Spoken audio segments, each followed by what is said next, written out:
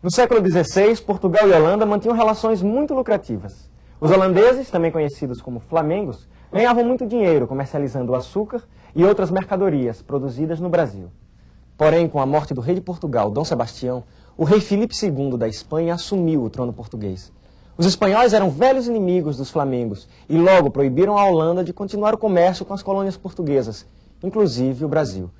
O resultado foi contrabando, invasão e guerra.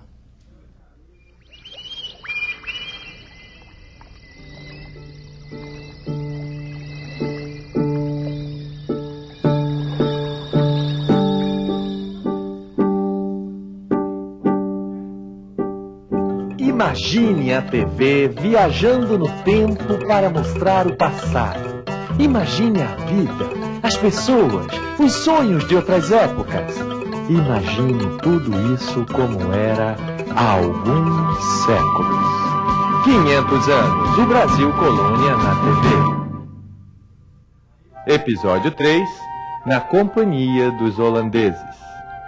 Os comerciantes flamengos não se conformaram com a decisão de Felipe II, rei de Espanha e Portugal. Proibidos de comercializar com o Brasil e em guerra com os espanhóis, os holandeses decidiram tomar atitudes radicais. Intensificar o contrabando e o comércio ilegal. Ilegal? E daí qual é o problema, meu caro guerreiro? Os riscos são grandes, mas há muita riqueza em jogo. O que faremos se a Espanha revidar? Estaremos preparados. Vamos criar uma companhia que junte nossas forças, que faça mais do que recuperar o que perdemos. Ela se chamará Companhia das Índias Ocidentais e estará preparada para o comércio e para a guerra. O Brasil será nosso. A primeira tentativa da companhia para conquistar o Brasil aconteceu na Bahia em 1624. De lá, fala José Pereira. A Bahia é o centro político da colônia. Isso explica por que os holandeses decidiram começar sua campanha de dominação por aqui. Porém, mesmo conseguindo tomar a cidade de Salvador por vários meses, os flamengos acabaram sendo expulsos da Bahia. Soubemos que os baianos estão festejando nossa derrota. Que importa? Perdemos a Bahia, mas a luta continua. Vamos nos preparar para um novo ataque, desta vez em Pernambuco. Amigos, estes holandeses estão avançando contra nossa terra. Tomaram o porto e incendiaram Olinda. Corremos o risco de perder tudo o que temos. Nossos engenhos, nossos negócios. Temos que negociar com eles. Com o porto nas mãos dos holandeses, não poderemos comprar nem vender. Ficaremos na miséria. Se negociarmos com eles, perderemos o apoio de Portugal. Como ficarão nossos contatos com a corte portuguesa? Se os flamengos nos apoiarem, não precisaremos de Portugal. E se nos traírem? Não sabemos do que são capazes. Portugal não. É nosso velho conhecido. Portugal não pode fazer nada por nós. Devíamos dar aos holandeses um crédito de confiança. Que confiança poderá existir entre nós? Os pernambucanos são católicos. Os holandeses dessa companhia são protestantes. Excomungados pelo Papa. Queimaram nossas igrejas, senhores. Os riscos são grandes demais. Temos que lutar contra os holandeses com todas as nossas forças. As lutas começaram.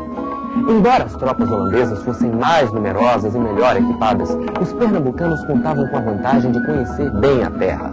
Matias de Albuquerque liderou a resistência por muitos anos, recebendo o auxílio de todo o Nordeste. Até que um dia, algo estranho aconteceu. A batalha de hoje foi um desastre. Se continuar assim, não poderemos permanecer aqui no forte. Teremos que recuar. Senhor, não entendo o que aconteceu. Os flamengos quase acabam conosco. Parece até que já sabiam de tudo que íamos fazer. Alguém deve ter passado nossos planos para eles. Domingos Calabar. Foi ele o culpado? Foi. Passou para o lado dos flamengos. Meu Deus. Com as informações de Calabar, os holandeses enfraqueceram a resistência, tomaram a cidade de Porto Calvo e agora estão vindo para cá. Não faltava mais nada. Pois é isso, meus amigos. Até mais ver. Até! Não entendo por quê. Fiquem preparados. Adeus. Adeus. Não entendo. Tudo pode acontecer. Nós sabemos, Martins. Adeus. Agora é adeus mesmo. Adeus. Adeus. Não entendo por que essa traição de Calabar é tão especial. Vejo pessoas mudando de lado o tempo todo. E daí? Isto não diminui a gravidade do crime. Calabar pertenceu às tropas de Matias de Albuquerque, revelou os segredos de guerra. Sabe-se lá quanta gente morreu por causa disso. Sim, meu pai, mas essa luta já dura 5 anos. Nossos engenhos passam por necessidades. Todos estão confusos, não sabem de que lado ficar. Espero que você saiba de que lado ficar e não invente de me dar nenhum desgosto. Estarei sempre ao seu lado, meu pai. Calabar foi capturado e morto pelas tropas de Matias de Albuquerque após a retomada da cidade de Porto Calvo. Mas, àquela altura, não havia mais como enfrentar os holandeses. Em 1637, os flamengos já controlavam o litoral desde Pernambuco até o Rio Grande do Norte. Já certa de uma vitória definitiva contra os portugueses, a Companhia das Índias Ocidentais decidiu enviar para o Brasil um administrador. A situação de Pernambuco é a pior possível. Os engenhos estão à beira da falência, boa parte dos escravos fugiu e o povo nos odeia. Você é o homem mais competente que temos para resolver tudo isso. Eu sei, já concordei em assumir o cargo. Qual é o problema? Suas exigências vão nos custar uma fortuna, Conde Maurício. Depois de tantas batalhas, a situação financeira da companhia não é tão boa assim. Veja aqui, por exemplo, sua comitiva é imensa. Artistas, cientistas, intelectuais. Acha necessário levar tanta gente? Eu acredito que deve ser assim. Se acham que sou o melhor homem para governar o Brasil, paguem o preço das minhas ideias. A companhia pagou o preço, pois sabia que o conde Maurício de Nassau não era um homem qualquer. Culto e inteligente, o conde tomou providências para obter o apoio da população logo ao chegar a Pernambuco. Assim, procurou resolver da melhor maneira todos os conflitos que existiam em relação aos holandeses. Ele é protestante, mas respeita a nossa religião.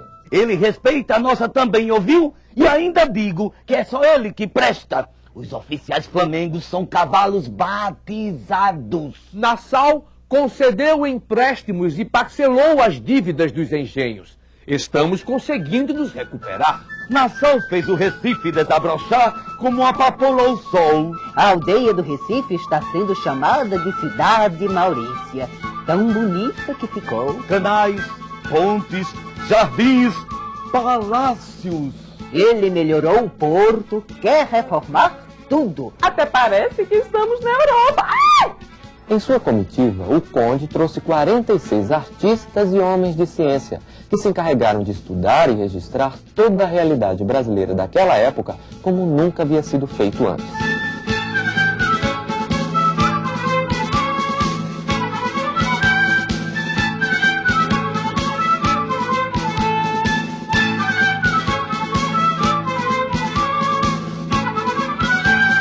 Enfim, o medo e a desconfiança dos colonos foram diminuindo. Não tardou para que os costumes holandeses começassem a fazer parte do dia a dia da colônia. Maurício de Nassau tinha interesses concretos. Ele precisava reativar os engenhos e recuperar a economia da colônia. Caso contrário, a Companhia das Índias não alcançaria os lucros esperados. Para isso, não hesitou em aumentar o tráfico de africanos para trabalharem como escravos nas plantações. Diretamente da Holanda, fala Joaquim Vaz. E atenção! Enquanto os holandeses comemoram os primeiros lucros obtidos em Pernambuco, Dom João IV, novo rei de Portugal, assina com a Holanda um acordo para cessar fogo no nordeste do Brasil.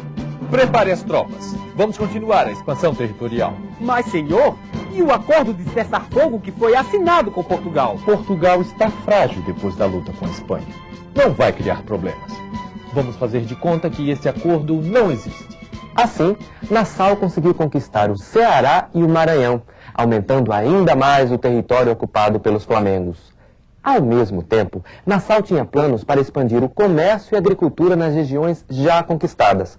Por isso, continuou a solicitar mais dinheiro para novos investimentos no Brasil. Maurício de Nassau está pedindo mais dinheiro para investir no Brasil. Para investir no Brasil ou no bolso dele? Não, não, não! O preço do açúcar está caindo. O prejuízo é grande. Chega de investimentos. Chega de Nassau.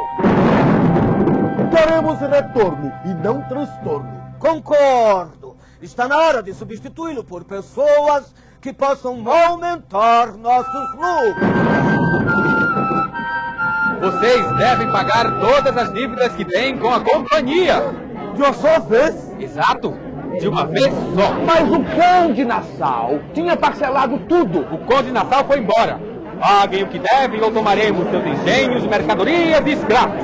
A situação ficou ainda pior, porque os substitutos de Nassau não se importavam em acalmar os conflitos entre brasileiros católicos e flamengos protestantes. Assim, a rebelião acabou se tornando inevitável. Portugal quer respeitar o Tratado de Paz, mas nós podemos fazer a nossa parte. Não podemos deixar que isso continue assim. Se todos nós podemos ganhar dinheiro trabalhando aqui, por que os flamengos querem tudo para eles? É preciso agir agora! Mesmo sem contar com o apoio direto de Portugal, a luta pela reconquista das terras invadidas pelos holandeses começou. Temos a vantagem de saber lutar no meio do mato, coisa que os flamengos não sabem. Já ganhamos uma batalha no Monte das Tabocas e ganharemos muitas outras. Estamos recebendo apoio de tropas de Salvador, na Bahia.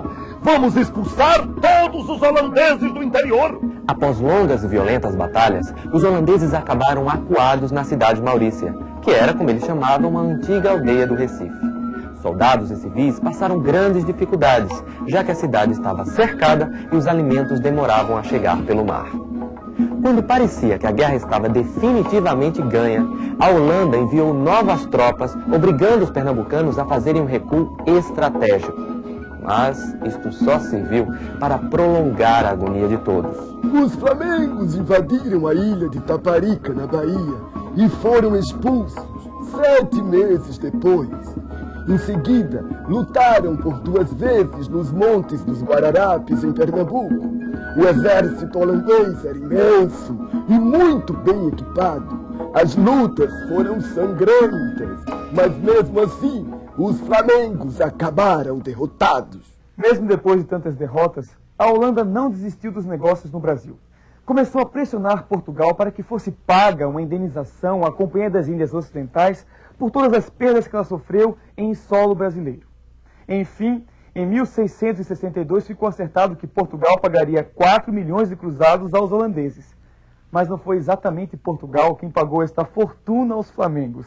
Não é possível! Vamos ter que pagar um novo imposto! Para saldar a dívida com a Companhia das Índias Ocidentais. Dívida de quê? Nós ganhamos a guerra em nome de Portugal. Por que temos que pagar aos holandeses? Eles perderam! Portugal concordou em pagar porque tem medo de entrar em guerra com a Holanda. Medo?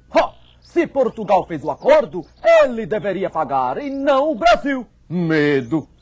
Se tivéssemos nos preocupado com medo, os holandeses ainda estariam aqui. Eu sei, mas no final não teremos escolha, meu amigo. Portugal, Holanda, no fundo dá tudo no mesmo. O que fazer? O que fazer? Depois de quase 40 anos de lutas com os holandeses, a paz parecia ter voltado ao Brasil. Parecia apenas, pois como se pode falar de paz se todo um povo está sendo massacrado pelo regime da escravidão? Conheça um pouco da saga dos povos africanos no Brasil no nosso próximo episódio.